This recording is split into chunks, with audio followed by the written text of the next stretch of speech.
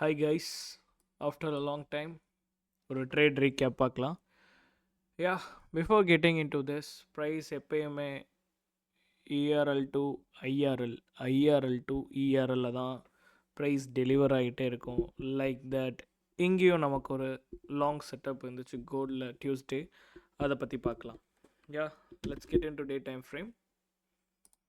இங்கே day time ஃப்ரேமில் previous day வந்து நமக்கு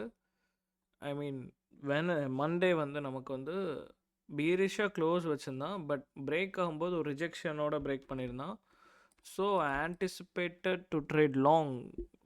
டியூஸ்டே வந்து லாங் தான் நான் ட்ரை பண்ணியிருந்தேன். எதனாலனா இங்கே ரிஜெக்ஷன்ஸ் இருக்கிறனால. அதே மாதிரி ஜம்முன்னு 1 ஹவரில் ஒரு லாங் ட்ரேட் இருந்துச்சு. அந்த ட்ரேடை பற்றி பார்க்கலாம். யா இந்த இடத்துல வந்து ப்ரீவியஸ் டே லோஸ் எடுத்து ரிஜெக்ஷனோட வச்சு ஒரு புல்லிஷ் பிடிஆரை க்ரியேட் பண்ணான்.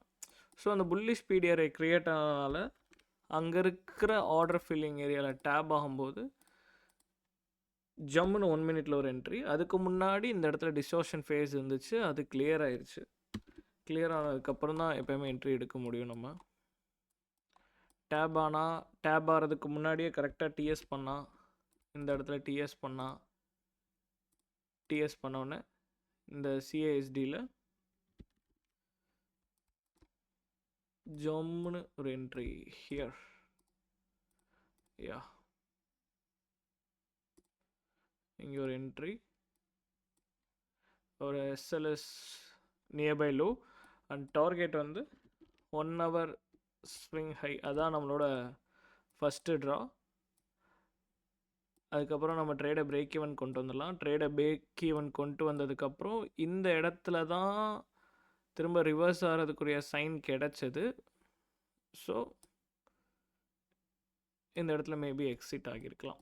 யா திஸ் இஸ் டியூஸ்டே ட்ரேட். கோல்டில் இனிமேல் வந்து டெய்லி ட்ரேட் ரீகேப் வந்து அப்லோட் பண்ணுறேன். Yeah that's it guys.